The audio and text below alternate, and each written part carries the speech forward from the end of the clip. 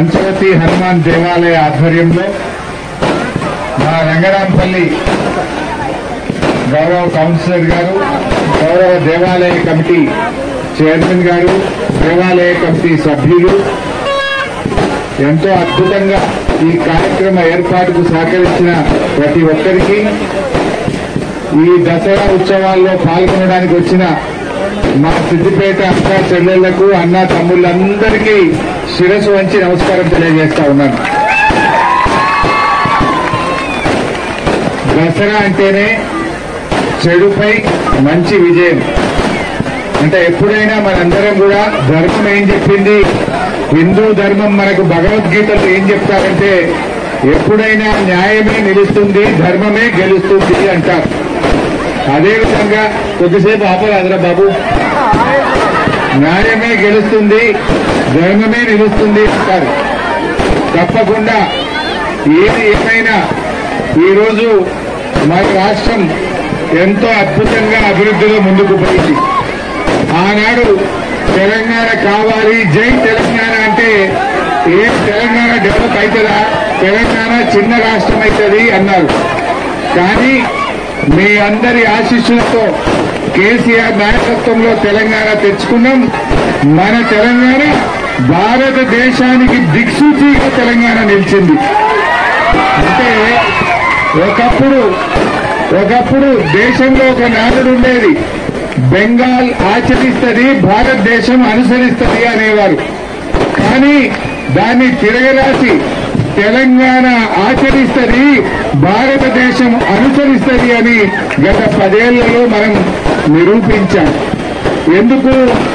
మనం మంచినీళ్ళు, ఇంటింటికి మంచినీళ్ళు ఇచ్చే మిషన్ భగీరథ స్టార్ట్ చేస్తే దాన్ని చూసి భారతదేశం హర్ ఘర్ తో జల్ అని చెప్పి యావత్ దేశమంతా కూడా మంచినీళ్ల పథకానికి మన తెలంగాణనే మార్గదర్శకమైంది, ఆదర్శంగా నిలిచింది. చెరువులు బాగా చేసే మిషన్ కాకతీయ భారతదేశానికి నేర్పించింది మన తెలంగాణ రాష్ట్రమే. రైతులకు నేరుగా నగదు బదిలీ పథకం, రైతు బంధు కూడా మన తెలంగాణనే ఆదర్శంగా నిలిచింది. ఇలా ఎన్నో కార్యక్రమాలు తెలంగాణ భారతదేశానికి దిక్సూచిగా నిలిచింది. అయితే ఈ తెలంగాణకు మన సిద్దిపేట దిక్సూచిగా నిలిచింది. సిద్దిపేటలో జరిగే కార్యక్రమాలు యావత్ రాష్ట్రానికి మార్గదర్శకంగా నిలిచినాయి. సిద్దిపేటలో జరిగే అభివృద్ధి మన రాష్ట్రానికి, మన దేశానికి దిక్సూచిగా నిలిచింది. అభివృద్ధిలో మరి సిద్దిపేట ప్రాంతం, మన పట్టణం ఎన్నో రకాలుగా ముందుకు పోయాం. సిద్దిపేట జిల్లా అంటే చేసుకున్నాం, సిద్దిపేటకు రైలు అంటే తెచ్చాం, సిద్దిపేటకు గోదావరి జలాలంటే తెచ్చాం, సిద్దిపేటకు మెడికల్ కాలేజ్ అంటే తెచ్చుకున్నాం, జాతీయ రహదారులు తెచ్చుకున్నాం. అభివృద్ధిలో అగ్రగామిగా సిద్దిపేట నిలిపాం. మీ అందరి ఆశీస్సులు, మీ ప్రేమ అభిమానాలతో ఈ సిద్దిపేట చక్కగా దేశానికి, రాష్ట్రానికి మార్గదర్శకంగా నిలిచింది. మరి ఆ రాముల వారి దయతో, అమ్మవారి దయతో ఇంకా రాబోయే రోజుల్లో ఈ సిద్దిపేటను అన్ని రకాలుగా ముందుకు తీసుకుపోదాం. ఒకప్పుడు సిద్దిపేటలో మన పాత సిద్దిపేట పోతే అయితే సందులు లేకపోతే పందులు, పందులే ఉంటుండే సిద్దిపేట. ఇప్పుడు ఉన్నాయా? ఎంత చక్కగా సిద్దిపేట తయారు చేసుకున్నామో మీకు తెలుసు. అది మీ ప్రేమ, మీ ఆదరాభిమానాలతోనే సిద్దిపేట ఇంత బాగా జరిగింది.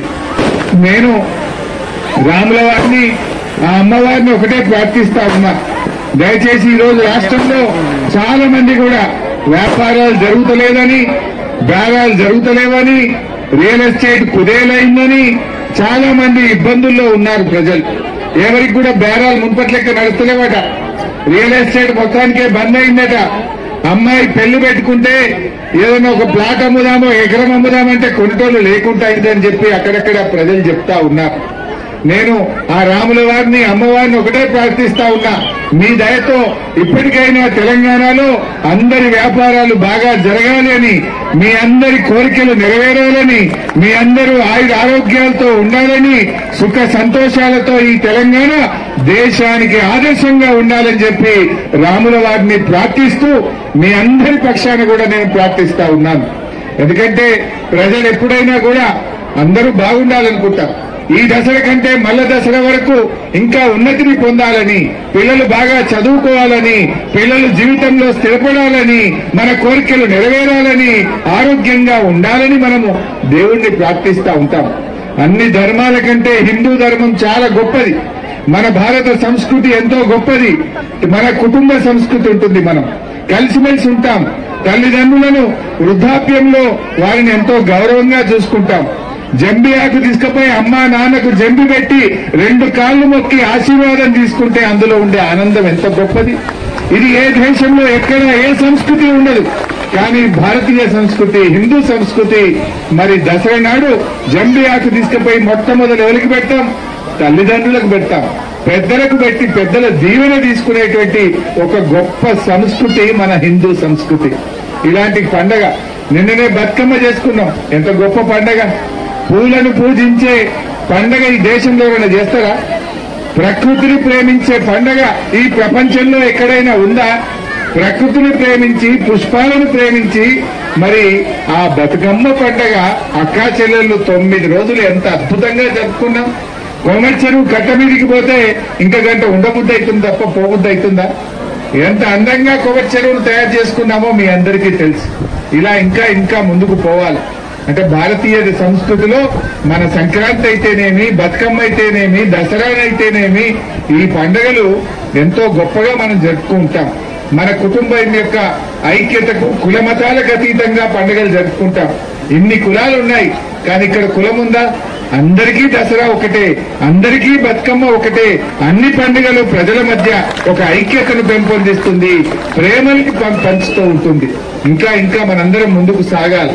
ఈ ప్రేమ, ఈ ఐక్యత, ఈ అభిమానం, భారతీయ సంస్కృతిని మనం మన భావితరాలకు అందించాల్సిన బాధ్యత మన మీద ఉంది. ఈ తరం పిల్లలు కూడా ఈ పండుగల్ని అందిపుచ్చుకోవాలి. ఈ సంస్కృతి సాంప్రదాయాలు రాబోయే రోజుల్లో ముందు తరాలకు అందించాల్సిన బాధ్యత ఉంది. ఈ మధ్య మీరు టీవీలో చూస్తుంటారు, అమెరికాలో, లండన్ లో, దుబాయ్ లో, ఆఫ్రికాలో, ప్రపంచంలో ఎక్కడున్నా మన తెలంగాణ ఆడబిడ్డలు బతుకమ్మ పండుగ గొప్పగా జరుపుకుంటున్నారు, దసరా జరుపుతున్నారు, బోనాలు తీస్తా ఉన్నారు. ఏ పండుగైనా మరి ఆ సాంప్రదాయాన్ని దేశ విదేశాల్లో కొనసాగించడం అనేది నిజంగా చాలా సంతోషమైనటువంటిది. ఇది మనం కూడా మన తాతలు తండ్రుల నుంచి తరతరాల నుంచి వస్తున్నటువంటి ఈ సాంప్రదాయాలను రేపు రాబోయే తరాలకు కూడా అందించాల్సినటువంటి బాధ్యత మనందరి మీద కూడా ఉంది. పిల్లలకు చదువు నేర్పడం ఎంత ముఖ్యమో పిల్లలకు మన సంస్కృతి నేర్పడం, మన సాంప్రదాయాలను గౌరవించడం, పిల్లలకు పెద్దల పట్ల గౌరవాన్ని నేర్పడం కూడా చాలా ముఖ్యమైంది. ఎందుకంటే ఆ ప్రేమ, అభిమానం చిన్ననాటి నుంచే రావాలి. మనం ఎంతసేపు ఇంగ్లీష్ మీడియంలో చదివించాలి, కాన్వెంట్ స్కూల్లో చదివించాలి, బాగా చదివించాలనుకుంటున్నాం.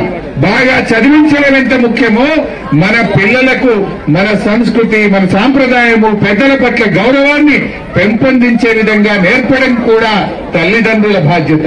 గురువులు విద్యను నేర్పిస్తే తల్లిదండ్రులు మన కుటుంబ నేపథ్యాన్ని, మన సాంప్రదాయాలను, మన పండుగలను, మన దేశం, మన రాష్ట్రం యొక్క గొప్పతనాన్ని మన పిల్లలకు నేర్పించాల్సిన బాధ్యత తల్లిదండ్రులుగా మన మీదనే ఉంటుంది. ఇది గొప్పది. ఇలా విదేశీ సంస్కృతి మనం ఆ ఫోన్లలో చూస్తా ఉన్నాం. పొద్దున్నేస్తే ఫోనే పడుతున్నాం అందరం. మరి పిల్లలు కూడా అన్నం తినాలంటే తల్లి ఇంతకుముందు సంకకేసి చందమామ రావే నోట్లో బుక్క పెడుతుండే, ఇప్పుడు సెల్ ఫోన్ చేతిలో పెడుతుంది, నోట్లో బుక్క పెడుతుంది.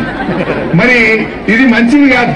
ఫోన్ల మీద ఎక్కువ సమయం గడపకూడదు. మనం తప్పకుండా స్పోర్ట్స్ ఉండాలి. వెనకటి అమ్మమ్మనో, నాయనమ్మనో, తాతమ్మనో వాళ్ళు మంచిగా పిల్లలకు అన్ని చెప్పుదురు. ఇప్పుడు ఏమైంది? అంతా ఫోనే. ఫోన్ ఏమైపోయింది. కొంచెం ఫోన్లు తగ్గించాలి పిల్లల్ని.